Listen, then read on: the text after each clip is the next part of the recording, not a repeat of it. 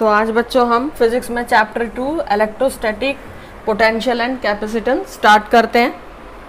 तो सबसे पहले इलेक्ट्रोस्टैटिक पोटेंशियल टॉपिक हम पढ़ेंगे और पोटेंशियल में भी सबसे पहले पोटेंशियल डिफरेंस पढ़ेंगे। ठीक है, मान लीजिए कि ये एक ए पॉइंट है, ठीक है, और इधर एक बी पॉइंट है। यहाँ पर हमने एक टेस्ट चार्ज रखा, ठीक, और मैं पहले भी बता चुकी हूँ कि ये जो टेस्ट चार्ज होगा ये पॉइंट चार्ज होगा। हमेशा टेस्ट चार्ज हम पॉइंट चार्ज और एक पॉजिटिव चार्ज लेते हैं, ठीक। यहाँ पर ए पर एक ऑलरेडी कोई चार्ज प्रेजेंट होगा जिसकी अपनी खुद की इलेक्ट्रिक फील्ड होगी।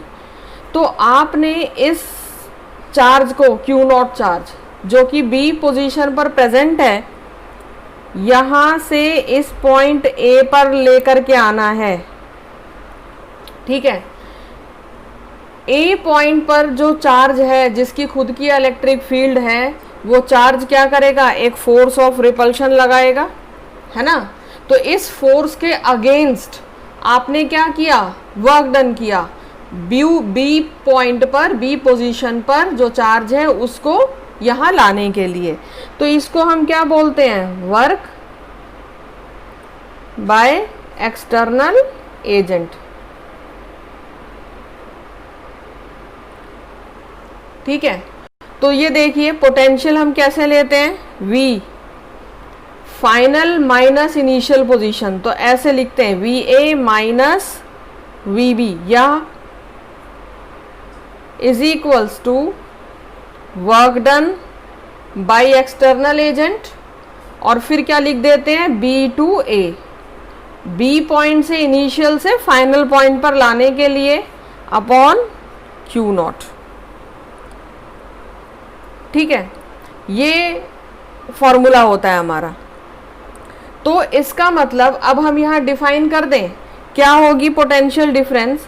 तो potential difference between two points is work done per unit charge to bring a charge from one point to another। एक टेस्ट चार्ज Q नॉट को एक पॉइंट से दूसरे पॉइंट में लाने के लिए जो वर्क डन होता है उसी को हम क्या बोलते हैं, पोटेंशियल डिफरेंस।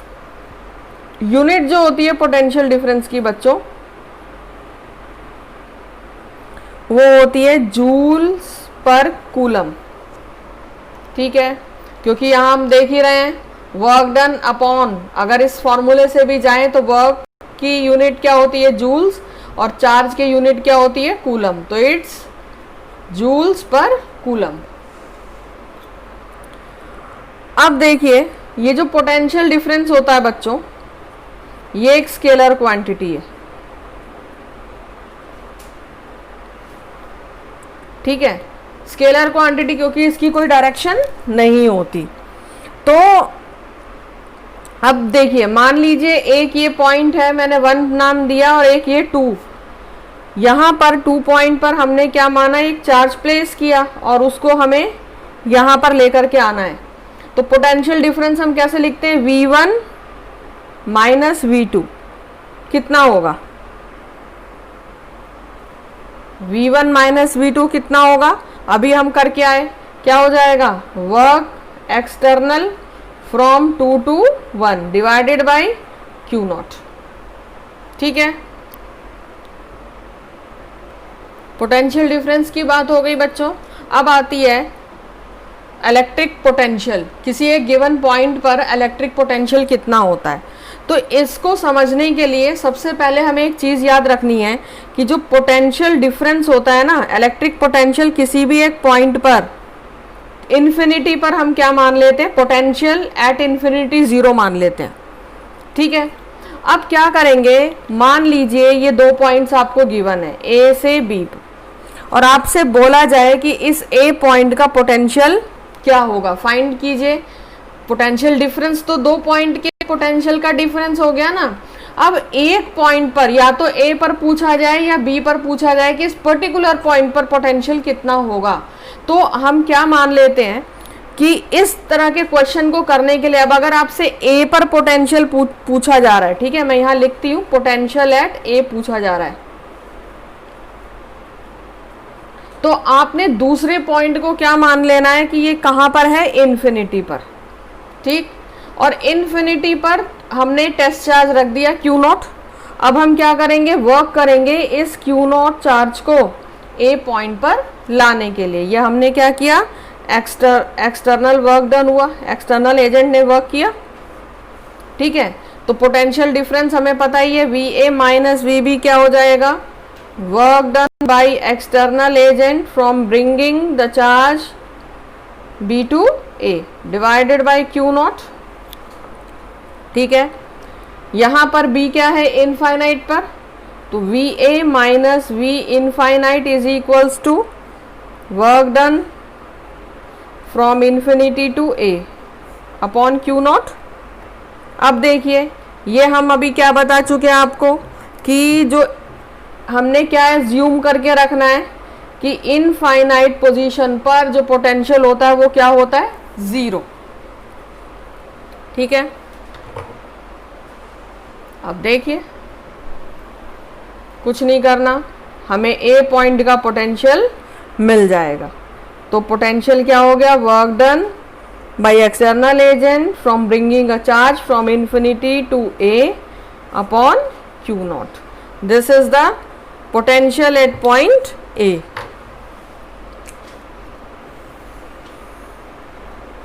ठीक है, क्या लिखेंगे, पोटेंशियल एट पॉइंट ए, ठीक है। तो चलिए इसकी डेफिनेशन भी लिख लेते हैं कि potential at a point A क्या हो गया, amount of work done on a unit positive charge, और पॉजिटिव टेस्ट चार्ज लिखेंगे क्योंकि आपने क्यू नॉट एक यूनिट पॉजिटिव टेस्ट चार्ज लिया, on moving the charge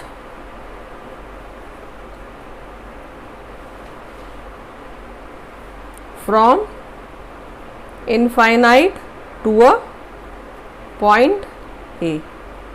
infinite से आपने क्या किया, एक पॉइंट पर चार्ज को लेकर के आए, उस चार्ज को लाने में जो वर्क डन किया वही क्या हो गया, इलेक्ट्रिक पोटेंशियल उस पर्टिकुलर पॉइंट पर। अब यहां पर मैं कुछ इंपॉर्टेंट पॉइंट्स लिखवाना चाहती हूं जो कि आपने याद करने, और ये न्यूमेरिकल्स में बहुत ही यूजफुल होंगे, ठीक है। सबसे पहला कि work done by external agent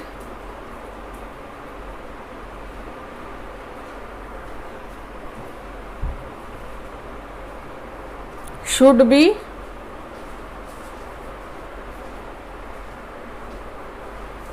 considered।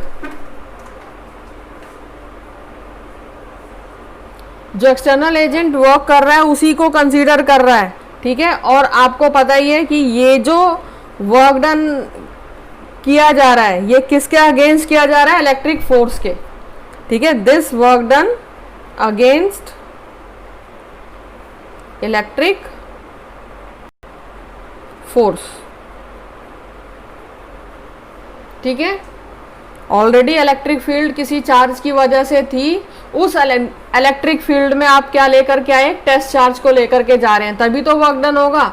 और कोई इलेक्ट्रिक फील्ड ही नहीं होगी तो सिंपल एक चार्ज को उठाया इस पॉइंट से और इस पॉइंट पर प्लेस कर दिया, कोई एक्स्ट्रा हमें फोर्स लगाने की जरूरत ही नहीं पड़ेगी इसके लिए, ठीक है। दूसरा पॉइंट क्या है बच्चों कि ये जो वर्क डन किया जा रहा है, ये जो एक्सटर्नल वर्क डन है, ये पाथ इंडिपेंडेंट है, पाथ पर डिपेंड नहीं करता। ठीक है, इसका रीजन क्या हो गया? क्योंकि जो इलेक्ट्रोस्टैटिक फोर्स होता है वो क्या है? कंजर्वेटिव।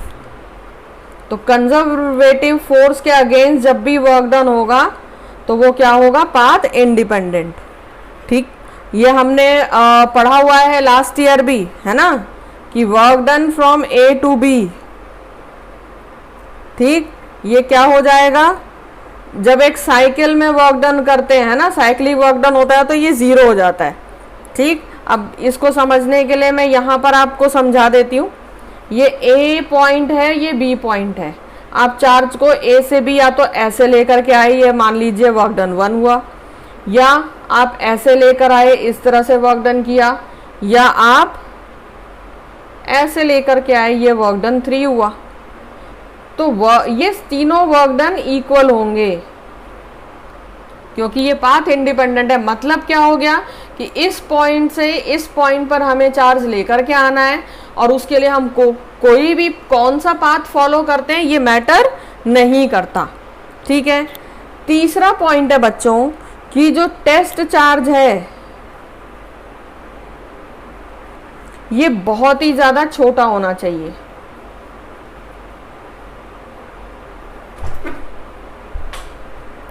ठीक है, बहुत ही ज़्यादा छोटी होने की मतलब क्या है कि उसकी खुद की कोई इलेक्ट्रिक फील्ड नहीं होनी चाहिए। तो टेस्ट चार्ज बहुत ही छोटा होना चाहिए कि उसकी खुद की कोई इलेक्ट्रिक फील्ड नहीं हो। ठीक है, खुद की इलेक्ट्रिक फील्ड बनाएगा तो खुद का पोटेंशियल भी बनाएगा और फिर जो स्टोरी होगी डिफरेंट हो जाएगी। ठीक है, अगर उसकी खुद की if it will make its own electric field, then there will be its potential also। खुद की इलेक्ट्रिक फील्ड है तो उसका खुद का पोटेंशियल भी हो जाएगा और जो कहानी है वो डिफरेंट हो जाएगी। ठीक है, और कॉम्प्लिकेटेड हो जाएगी तो हम लोग कैलकुलेशंस नहीं कर पाएंगे। इसीलिए test charge should be very very small. ठीक, और हमने अभी ये बताया कि जो पोटेंशियल डिफरेंस होता है दो पॉइंट्स का वो क्या होता है? Work done. और ये याद रखना है, मैं बार बार लिख रही हूँ external from B to A divided by Q nought. ठीक, एक तो ये फॉर्मूला हमें ध्यान रखना है और दूसरा formula potential at a point वाला। ठीक है, work done, external work done in bringing the charge from infinity to A point divided by Q nought. ये पोटेंशियल हो गया एक पर्टिकुलर पॉइंट का। ठीक है, अब हम क्या करेंगे? इलेक्ट्रिक पोटेंशियल निकालेंगे एक पॉइंट चार्ज की वजह से। ठीक, ये दोनों फॉर्मूले हमें ध्यान में रख करके क्या करना है? इलेक्ट्रिक पोटेंशियल निकालना है due to a point charge.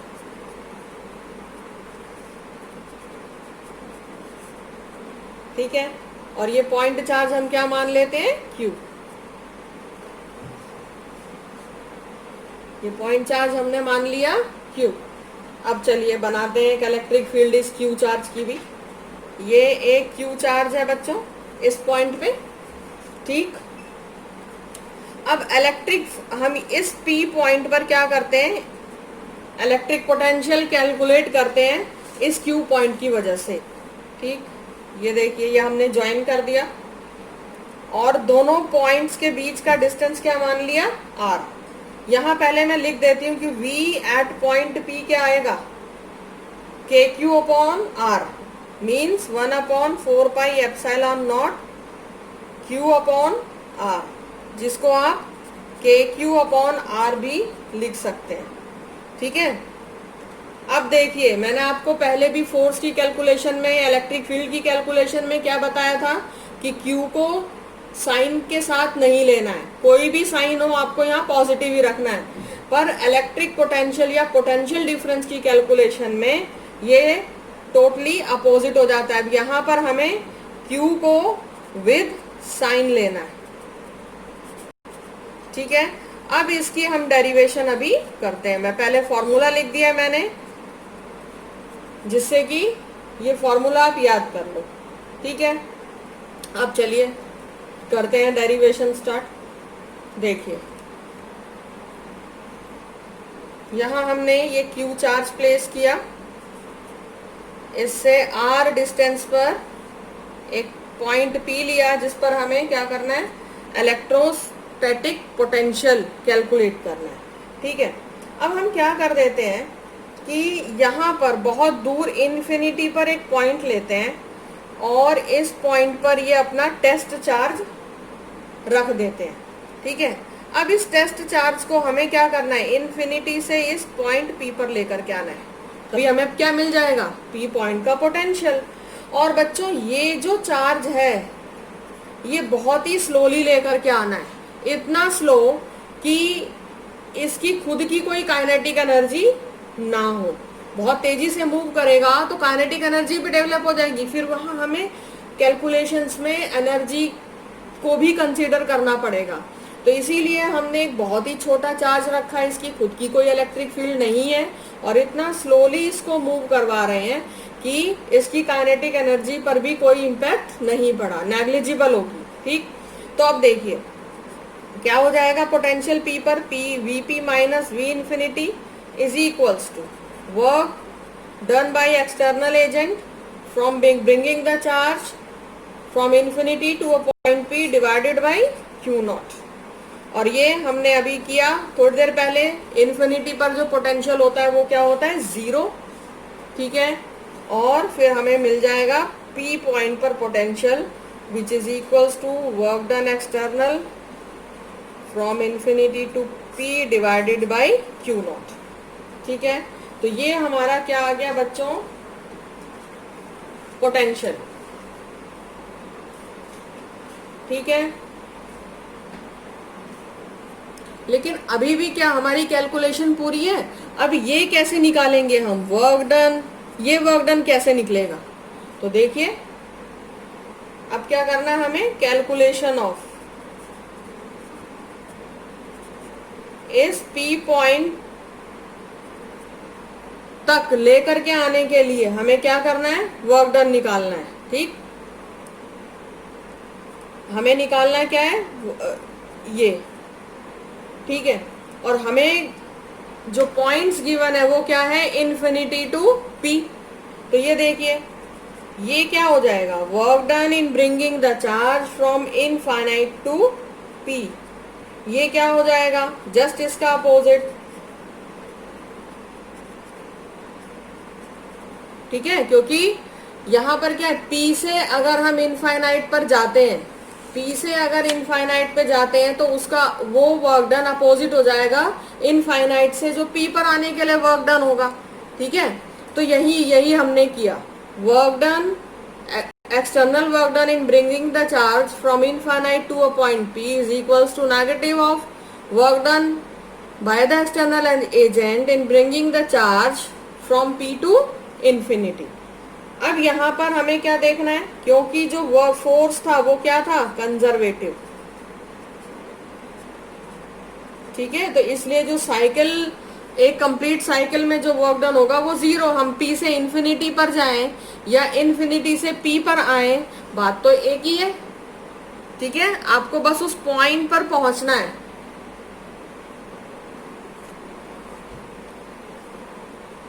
ठीक है। तो अब देखिए ये P पॉइंट है हमारा। अब हम क्या करेंगे कि ये देखिए इस P पॉइंट पर इस Q चार्ज की वजह से जो इलेक्ट्रोस्टैटिक फोर्स है उसकी डायरेक्शन क्या हो जाएगी, ठीक है। और इसकी कैलकुलेशन आप कैसे करते हैं, KQ into Q not upon R², यही फोर्स होगा। हमने क्या किया, टेस्ट चार्ज को P पॉइंट पे रख दिया, इन्फिनिटी से हम लेकर के अभी आए थे P पर। अब इस P चार्ज पर P पॉइंट पर टेस्ट चार्ज रख दिया, ठीक है। अब देखिए, ये अगर Q0 चार्ज खुद से जाएगा, अगर खुद से मूव करेगा तो इसकी स्पीड बढ़ेगी, और हमें क्या करना है, हमें स्पीड नहीं बढ़ने देना, क्योंकि स्पीड बढ़ने से अभी मैंने बताया काइनेटिक एनर्जी बढ़ जाएगी। इसीलिए इसकी खुद की स्पीड ना बढ़े, इसीलिए हम क्या करेंगे, एक्सटर्नल फोर्स लगाएंगे, ठीक है। अब देखिए, ये जो F एक्सटर्नल है, ये क्या होगा, ये वेरिएबल होगा, इसको हम कम या ज्यादा कर सकते हैं, ठीक है। ये किसके इक्वल होगा, इलेक्ट्रिक फोर्स के इक्वल, जिसकी वैल्यू क्या है, क्यों इक्वल होगा बच्चों, क्योंकि जितना फोर्स ये चार्ज की वजह से यहाँ लग रहा है, उतना ही फोर्स तो हमें यहाँ लगाना पड़ेगा ना, उतना ही तो फोर्स यहाँ लगाएंगे, तभी तो वो क्या होगा, इस P पॉइंट पर फिक्स रहेगा चार्ज, ठीक है। अब देखिए, क्या अब यहाँ पर फॉर्मूला वर्क डन का फोर्स इनटू डिस्प्लेसमेंट होगा, बताइए। P से इन्फिनिटी पर मूव करने के लिए क्या हम फॉर्मूला ये लगाएंगे, बताइए, सोचिए। नहीं, यहां पर देखिए फॉर्मूला क्या आ जाएगा, work done in moving the charge from P to infinity will be integral of FdR, ठीक है। कहां से, P से इनफाइनाइट पॉइंट पर हमें क्या करना है, चार्ज को लेकर के जाना है, ठीक है। अब देखिए यहां पर, ये देखिए, अब यहां पर हमने डिस्टेंस फिक्स कर रखा है ना, पर इनफाइनाइट पे जाएंगे तो वो डिस्टेंस फिक्स नहीं है, कुछ भी हो सकता है, R1 R2 R3, किसी भी पॉइंट स्पेस में कोई भी पॉइंट हो सकता है। इसीलिए हम यहाँ पर ये फिक्स, ये तब फॉर्मूला लगाते हैं जब डिस्प्लेसमेंट क्या है, कांस्टेंट है। यहाँ पर डिस्प्लेसमेंट इस केस में कांस्टेंट नहीं है, अभी हमने यह फिक्स पॉइंट ले लिया, Q से P का डिस्टेंस R ले लिया, पर अगर मैं चार्ज इस पॉइंट पे रख दूं, चार्ज इस पॉइंट पर रख दूं, तो ये R चेंज हो रहा है, इसीलिए यहाँ पर हम R की लिमिट ले लेंगे, ठीक है। तो अब ये देखिए, R की हमने लिमिट ले ली, R से कहाँ गया, पॉइंट इनफाइनाइट तक। और फिर फोर्स का फॉर्मूला क्या हो गया, Q0 अपॉन R स्क्वायर, और यहां पर क्या होता है, dr cos थीटा, ठीक। अब देखिए, ये cos थीटा आपको कितना दे रखा है, देखिएगा, इलेक्ट्रिकल फोर्स ये जो ये है, और वर्क डन ये रहा। आप एक्सटर्नल वर्क डन यहाँ कर रहे हैं, चार्ज को मूवमेंट कहाँ करानी है, डिस्प्लेसमेंट कहाँ हो रही है, अपोजिट डायरेक्शन में, ठीक है। डिस्प्लेसमेंट यहाँ हो रही है, तो इसलिए ये जो एंगल है ये कितना है, 180 डिग्री। तो ये जो डिस्प्लेसमेंट का एंगल आपने क्या लेना है, 180 डिग्री, तो यहाँ जाएगा dr cos 180। ये आपको पॉइंट समझ में आ रहा है ना, P से इनफाइनाइट पर लेकर के जाना है। मैं यहाँ पर डिस्प्लेसमेंट लिख दूं, नहीं तो यहाँ कंफ्यूजन हो जाएगी, ठीक है। ये डिस्प्लेसमेंट, ये देखिए यहाँ समझते हैं, डिस्प्लेसमेंट यहाँ हो रही है, डायरेक्शन डिस्प्लेसमेंट की, और फोर्स हमें कहाँ लगा रहे हैं हम, इस डायरेक्शन में, एक्सटर्नल फोर्स इस डायरेक्शन में। तो ये जो एंगल बना है ये 180 डिग्री, इसीलिए हमने ये एंगल cos थीटा वाला 180 डिग्री लिया है, ठीक। अब देखिए cos 180 क्या होता है, -1, तो ये आपका आ जाता है यहाँ पर जो कांस्टेंट टर्म्स है, Q0 कांस्टेंट है, Q चार्ज भी कांस्टेंट है, और K भी कांस्टेंट है, तो -KQ Q0 बाहर ले लिया। अब देखिए यहाँ पर जब R को इंटीग्रेट करेंगे 1/r स्क्वायर को, तो क्या आ जाएगा, चलिए एक एक स्टेप लेकर के करते हैं। ये आ गया 1/r स्क्वायर dr, ठीक है। अब देखिए -KQ Q0, इसका इंटीग्रेशन आर से, अब इंटीग्रेशन तो आप लोगों को याद होगा, क्या हो जाएगा यहाँ पर आर क्या हो जाती है, आर की पावर -2 हो जाएगी और इसमें क्या करेंगे n+1 अपॉन n+1, यही फॉर्मूला होता है हमारा। ठीक है, x की पावर n+1 अपॉन n+1, तो यहाँ r की पावर इसको ऊपर लेके गए तो -2 हो गई, तो -2+1 अपॉन -2+1, तो ये क्या हो जाएगा r की पावर -1 अपॉन -1, तो यही आएगा हमारा -1 अपॉन r, और ये क्या हो गई लिमिट हो गई। अब ये लिमिट को हम पुट कर देते हैं। हमारा क्या फॉर्मूला होता है लिमिट का, upper limit minus lower limit, तो एक बार r की जगह इनफाइनाइट रखना है और एक बार r की जगह r रखना है। तो ये देखिए 1 अपॉन इनफाइनाइट माइनस कितना आ जाएगा -1 अपॉन r, यही रहेगा। अब आइए आगे कैलकुलेट कर, तो देखिए माइनस और माइनस प्लस हो गए, तो ये क्या आ गया +1 अपॉन r, और ये क्या हो जाती है इसकी वैल्यू 0, तो देखिए ये वर्क डन क्या आया -KQ0 अपॉन r। ठीक है, तो ये वर्क डन कौन सा आया है, P से इन्फिनिटी तक। ठीक, और जो हमारा फॉर्मूला था work done in bringing the charge from infinite to P is equals to minus of work done in bringing the charge from point P to infinite. ठीक है, हमने इलेक्ट्रिक फोर्स के अपोजिट एक्सटर्नल फोर्स लगाया है, इसीलिए F net क्या हो गया 0। ठीक है, तो अब ये देखिए पोटेंशियल एट पॉइंट P क्या हो गया Q0 upon R into Q0, तो ये कैंसल आउट हुआ और हमारा पोटेंशियल क्या आ गया एक पॉइंट पर KQ अपॉन R।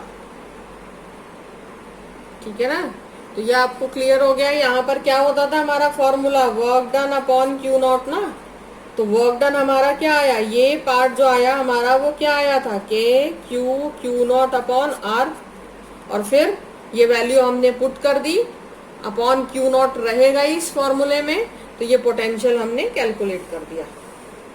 ठीक है, इस तरह से ये वैल्यू आ गई।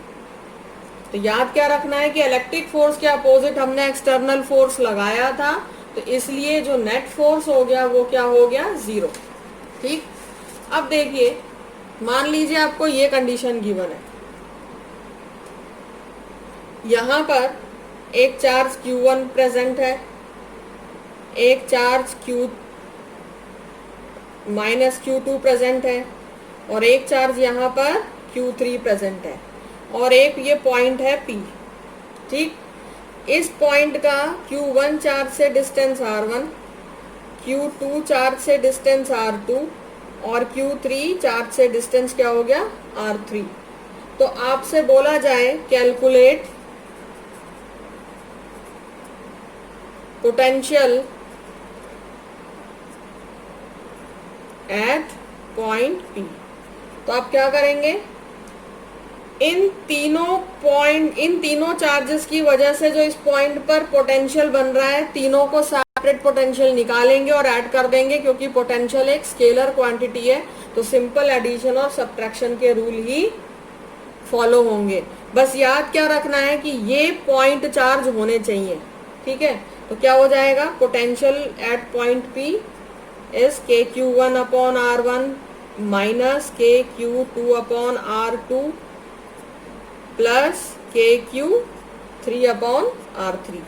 ठीक है, पोटेंशियल की कैलकुलेशंस में साइन को चार्जेस के साथ में लेना है। ठीक है,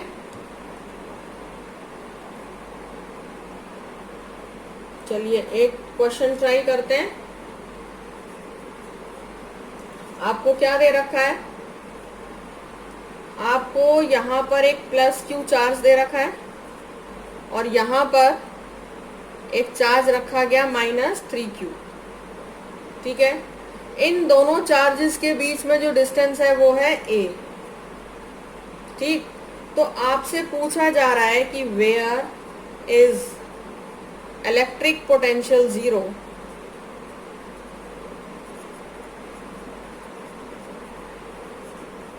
is zero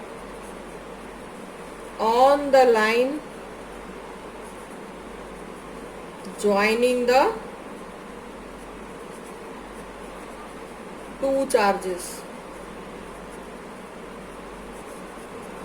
इन दोनों चार्जेस को हमने ज्वाइन किया, इस लाइन पर किस पॉइंट पर इलेक्ट्रिक पोटेंशियल जीरो होगी, ठीक है। तो अब देखिए हम क्या मान लेते हैं, कोई एक पॉइंट हमें लेना पड़ेगा। ये एक पॉइंट हम P ले लेते हैं कहीं पर भी, ये P पॉइंट लिया। इस P पॉइंट का Q चार्ज से डिस्टेंस मान लेते हैं x, ठीक है। तो इस -3Q चार्ज से डिस्टेंस क्या हो जाएगा, a माइनस एक्स, ठीक है। अब चलिए पोटेंशियल निकालते हैं एक पॉइंट P पर। क्या फॉर्मूला अभी हमने बताया, KQ/R। तो इस पॉइंट P पर पोटेंशियल प्लस Q चार्ज की वजह से क्या हो जाएगा, KQ/X, और इसकी वजह से क्या हो जाएगा, ये -3Q के अभी बताया वेक्टर सम कर देना है ना दोनों चार्जेस की वजह से। तो यहां पर क्या हो जाएगा, -K3Q/A-X, ठीक है। अब देखिए पोटेंशियल क्या होना चाहिए, जीरो हमें बोला जा रहा है, तो हम यहाँ जीरो पुट कर देते हैं। ये हो जाता है आपका KQ/X minus K3Q/A-X। KQ/X is equals to K3Q/A-X। यहाँ KQ से KQ कैंसल आउट हो जाता है, तो ये आ जाएगा आपका 3/A-X is equals to 1/X। और सिंपल कैलकुलेशन कर दीजिए, ठीक है। ये हो जाता है A is equals to 3x plus x, this is A is equals to 4x, और x आ जाता है A/4, ठीक है। तो अगर हम इस x डिस्टेंस से A/x, यहाँ पर x यानी अगर हम किसी चार्ज को A/4 डिस्टेंस पर रखेंगे तो जो पोटेंशियल होगा वो जीरो आ जाएगा, ठीक है। तो याद रखना है हमें कि दो केस में पोटेंशियल जीरो होगा। एक में तो हम क्या करेंगे, दोनों चार्जेस के बीच में रखेंगे, और एक केस में क्या लेंगे, दोनों चार्जेस के छोटे वाले चार्ज के पास रखेंगे बाहर, ठीक है। इन दो केसेस में जो पोटेंशियल होता है बच्चों वो क्या हो जाता है, जीरो। मैं दूसरे केस में भी आपको करके बताती हूँ। अभी तो मैंने क्या लिया, अभी तो मैंने ये पॉइंट कहाँ लिया, इन दोनों चार्जेस के बीच में। पर मैं ये पॉइंट, क्योंकि लाइन ज्वाइनिंग पे बोल रहा है, पूछा जा रहा है, तो मैं ये पॉइंट यहाँ बाहर भी तो ले सकती थी, तो वो भी केस हम ले करके कर लेते हैं, ठीक है। ये देखिए मैंने ये एक S पॉइंट माना जो कि इस छोटे वाले चार्ज के बाहर है, ठीक। और यहाँ से इस चार्ज का डिस्टेंस क्या मान लिया, y, कुछ नहीं है, आपको पोटेंशियल निकालना है, ठीक है। पोटेंशियल एट पॉइंट S, तो क्या हो जाएगा, यहाँ से देखिए इस चार्ज की वजह से यहाँ पर जो पोटेंशियल आएगा वो क्या आएगा, KQ/Y, और इस चार्ज की वजह से क्या आएगा, -K3Q/, और ये डिस्टेंस पूरा कितना हो गया, A+Y, ठीक है। यहाँ पर तो हमारी कंडीशन है ही कि जीरो होनी चाहिए, तो ये हो गया KQ/Y माइनस K3Q/A+Y। अब इसको सॉल्व करना है हमें, K3Q/A+Y is equals to KQ/Y। तो ये आ जाता है आपका, देखिए KQ से KQ कट हो गया, तो ये आ गया 3/A+Y is equals to 1/Y। Solve कर देंगे, 3y is equals to A+Y, ठीक है। 3y minus y is equals to A, 2y is equals to A, और y is equals to a/2। ठीक है, तो बस ये हमारा डिस्टेंस आ गया। इस डिस्टेंस पे अगर हम बाहर रखते हैं चार्जेस को, बाहर पॉइंट लेते हैं, तो उस पॉइंट पर पोटेंशियल क्या हो जाएगा बच्चों? 0। ठीक है, तो मैं यहाँ इंपॉर्टेंट पॉइंट नोट करवा देती हूँ। इन 2 केसेस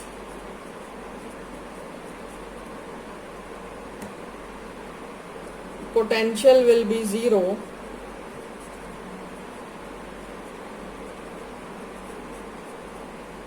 ठीक है।